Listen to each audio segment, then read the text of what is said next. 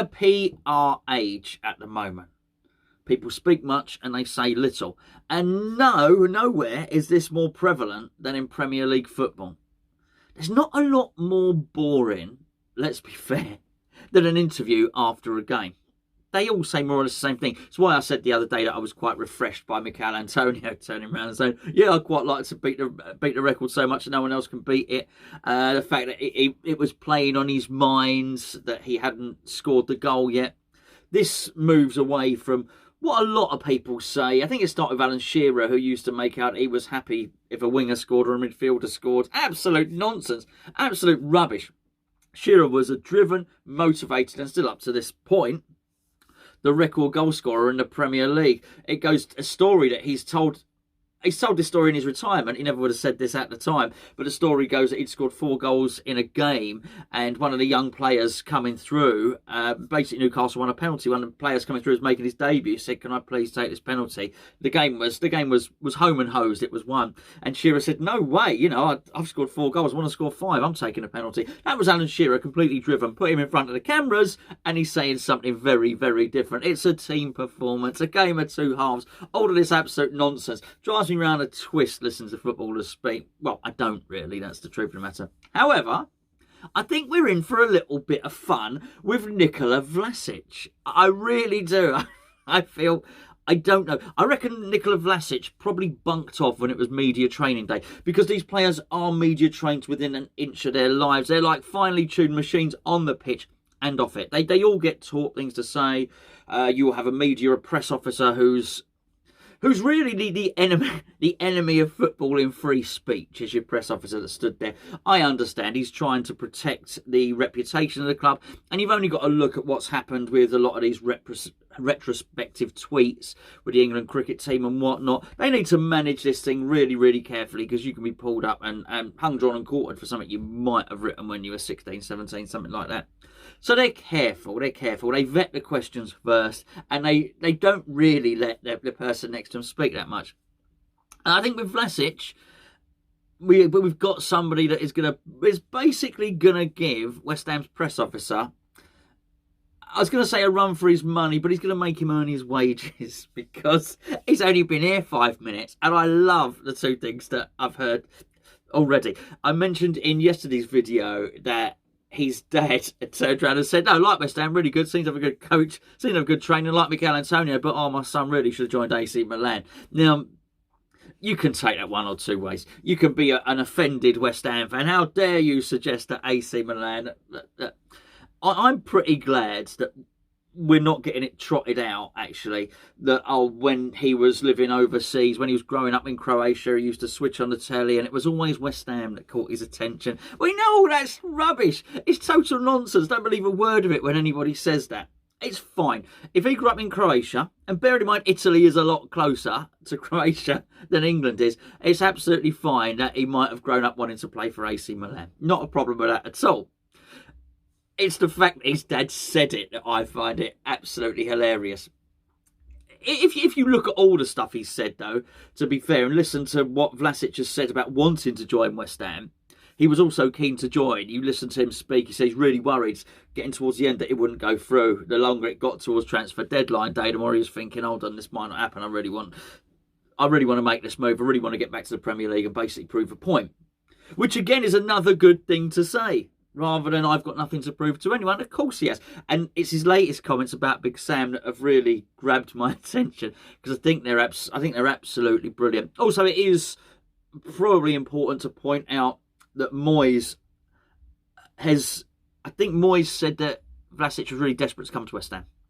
And they had quite a few phone calls. That's interesting, isn't it? A Croat who speaks Russian trying to speak to a Scotsman. I don't know how they managed that. What's that? Probably wasn't voice notes, was it? But anyway, they had... I joke. Vlasic speaks very good English, apparently. So, not heard him. He's not phoned me up yet. But maybe he will. Maybe he'll pop on Hammer's chat. But my point is that Moyes was saying that he was very, very keen to come to West Ham. So that's fine. So I laugh at his dad. That's brilliant. Okay, this is great. Basically, he's had a right old dig at Sam Allardyce. Not Vlasic Senior, all right? Not Vlasic Senior, Vlasic Junior. he's not junior, whatever, but the middle, I don't even know if there's a Vlasic junior, right? But our Vlasic, the player, is him. So, just in case you don't know, he was at Everton, okay? And this is the point where he wants to come back and he wants to prove himself because he didn't feel that it worked out for him at Everton. When he was at Everton, Big Sam was manager. This is no media training at all. This is absolutely fantastic. Here is what Vlasic had to say about Big Sam, all right? And he was speaking to, I don't even know, do you know what? He was speaking to The Athletic, beg your pardon. He said he had to endure challenges under Sam Allardyce at Everton. He joined as a teenager in 2017. He said the hardest part was when we would play 4-4-2. I would be on the right wing, but it was more of a right wing back, really, because we were so defensive. I played 3 or 4 times under Allardyce, and I felt like I was a fullback. This is excellent. This is excellent stuff. I like to hear this. He says other stuff, which my mentality is not the same as when I was 19. It's 4 years since I was in the Premier League, and I feel like I really need to prove something to myself. There it is again. There it is again. It's not that I didn't feel I was good enough then. I think it was just a problem with the changing of the coaches and way the coaches coached. Brilliant. The situation is now different. I'm going to a big club. I mean, this is it. So basically, he's calling Everton a small club, which they're not. I mean, Everton are arguably a bigger club than West Ham, certainly historically. It's the fact that he's saying it. I'm going to a big club now, not like one of those tiny small clubs with Sam Allardyce in charge who can't coach. They expect big things from me. He's talking about West Ham. And I also expect big things from myself. I like that. So I think it'll be a really exciting time. It says staff at CSK Moscow only have positive stories to share when it comes to Nikola Vlasic. I mean, he sounds like a straight shooter. Can you imagine working in the canteen at CSK Moscow and like they're giving him a dinner? Oh, what would you have? You know, oh, would you like the pie? Would you like the pie, Nikola? And him saying no, thank you. The pie's crap. To the chef, he seems like a straight. He seems like a straight shooter. I'm sure they don't eat pie. They probably don't eat pie in Russia. Do Russians eat pies? This is the question of the day, isn't it? Do Russians eat pies? I don't mean when they come to England. I mean in Russia, is it part of the pie-ski? Is it Paiskov? Is it part of the menu in Russia? I don't know. Anyway, it says Vlasic would arrive hours in advance to work out in the gym. Probably doesn't eat pies if he goes to the gym. Staff became accustomed to seeing the playmaker arrive at 12 p.m. for 7:45 kickoffs. Maybe his watch is just broken. The 23-year-old had a reputation for being dedicated, which sets him apart from his teammates. All joking aside and all pie conversation aside, and far be it from me to move the conversation away from pies. I quite like talking about pies and I like eating them more. But this is exactly the same as we're hearing with Sufal and Souček, isn't it? Exactly the same thing. This dedication, this training on your days off, arriving early for training, arriving early for games. These are proper professionals. And it would not surprise me if David Moyes knows this. Of course David Moyes knows. Why would The Athletic know this information and not David Moyes? David Moyes has taken a really long time to decide who he wants to sign. He's not taken a long time because he was having a kip in bed and having a lie-in. He's taken a long time because he was doing his due diligence. He was finding out about their characters. We spoke about this before, fitness records and characters and things like that. So we know we were really careful with Zuma's medical. I'm pretty sure we were really careful with we're trying to suss out what sort of characters they were. In fact, he's been at Everton, Vlasic here.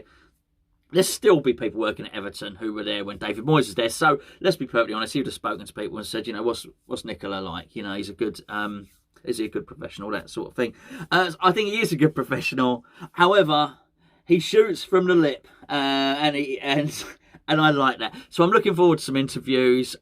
I'm particularly looking forward to when we play the rivals and things like that, because I feel whenever we play Tottenham and anyone who might be our rivals, you feel that the players are let off the leash a little bit. Martin Noble says a little bit more when we play Tottenham, for instance. Antonio has said a few things when we played Tottenham. Ogbonna, don't hear a peep about Ogbonna. I've heard him talk about Tottenham. So I just wonder if the restraints that the press put on, I mean the West Ham press put on the players, they're allowed a little certain amount of leniency when we play our rivals. So I am sort of hoping that when we play Tottenham, they will Vlasic. Well, probably don't know to wheel him out unless he's eating loads of pies, in which they might do. He's probably able to. He goes to the gym so much, he's probably able to walk out. But he goes into the press conference, and then he just lets rip.